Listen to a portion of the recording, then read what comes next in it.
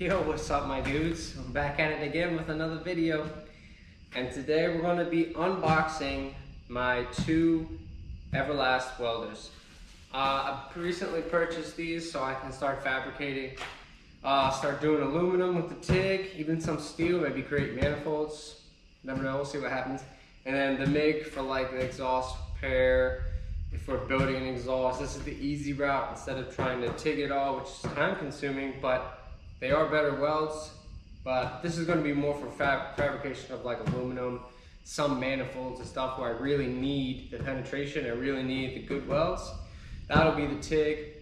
And for the rest of the stuff, exhaust work, stuff like that, we use the MIG. But we're going to get into unboxing this. I also got gas from Praxair, which is on Harrisburg Pike in Lancaster. And I also got two ProStar gauges with flow and pressure on them both. This is ProStar by Praxair, so I'm assuming that Praxair actually makes them or is in conjunction with them somehow. So I got those. This is actually super expensive. So the gas was like $670, and these were $100 a piece. The gauges. This was like $6. This was like $12.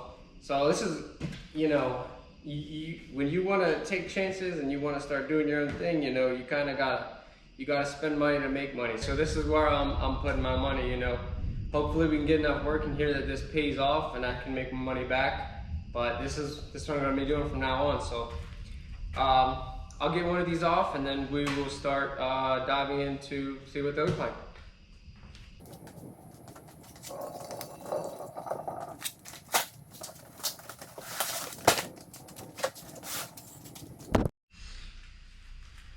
Alright, we're gonna dive into the MIG first, see what's inside.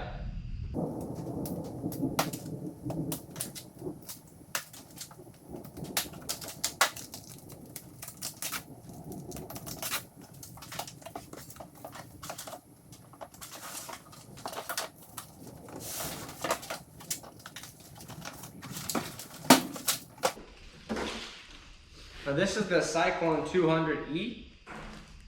It's MIG.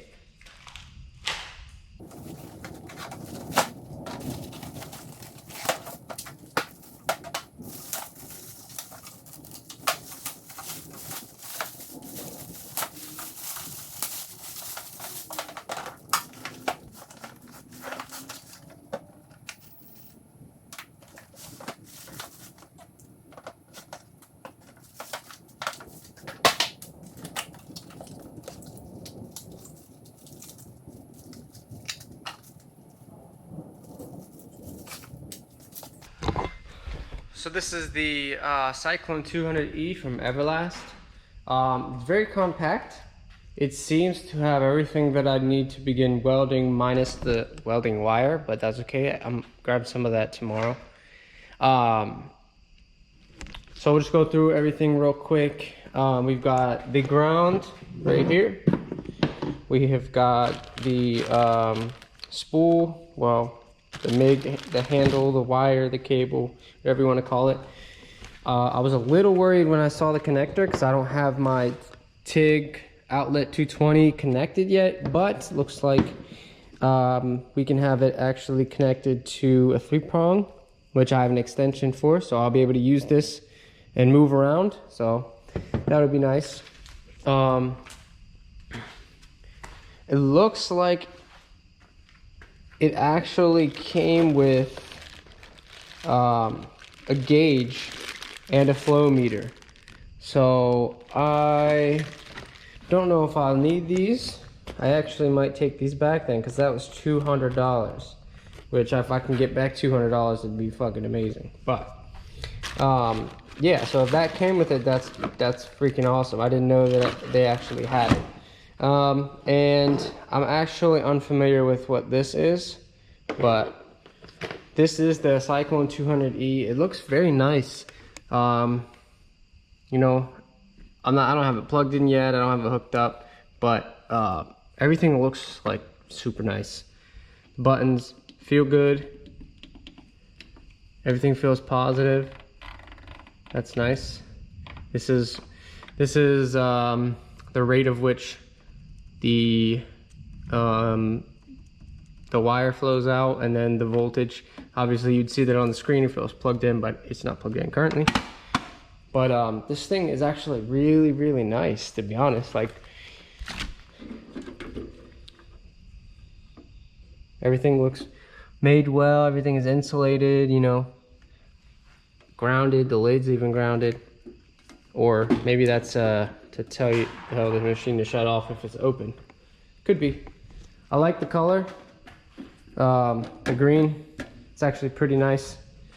So that's the Cyclone 200E. I can't wait to get using this thing, man.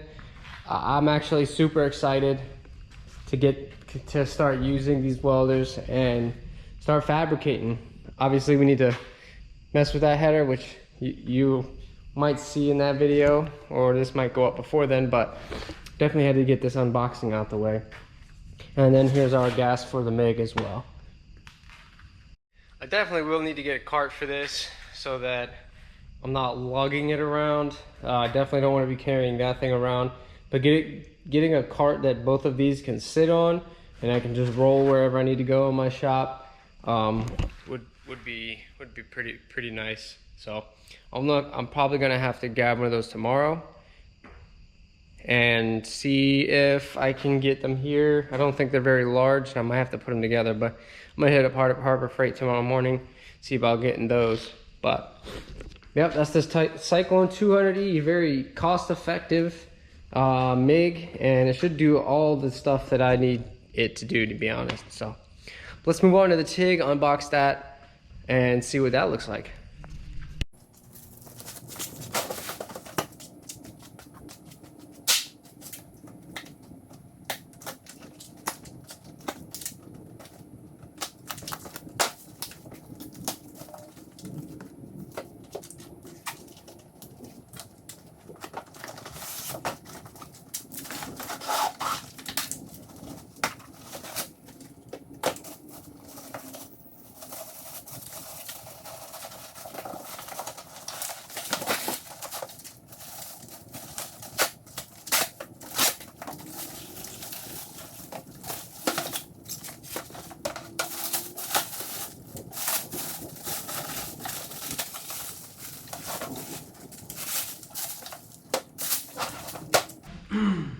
And this is my Powertig 200Dv from Everlast.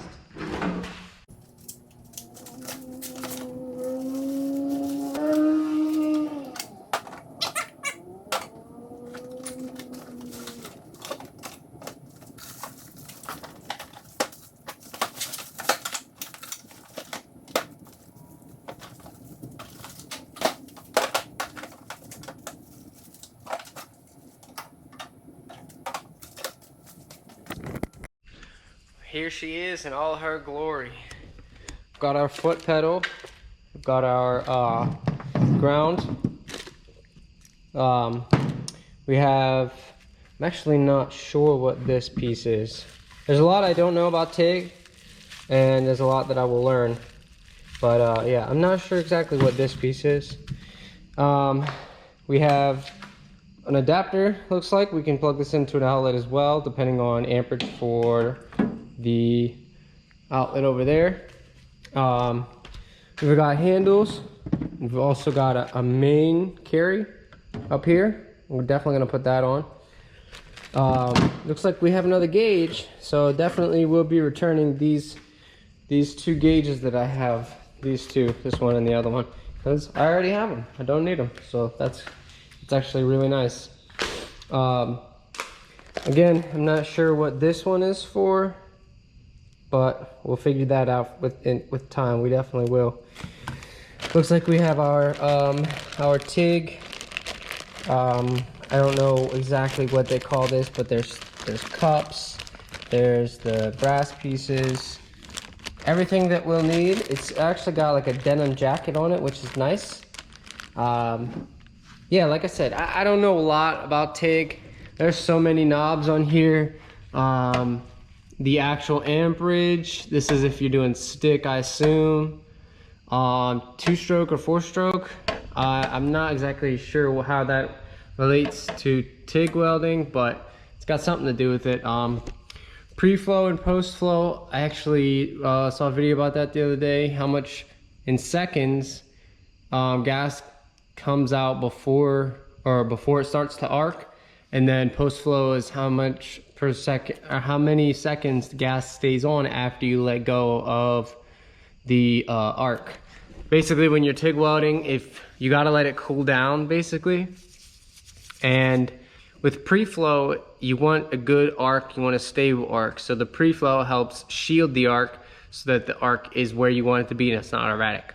With post-flow, you want to cool down the weld you just welded.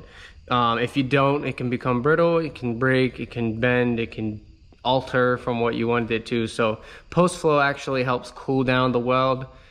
Yeah, so pulse frequency, pulse ratio, or pulse amps, and then pulse time on.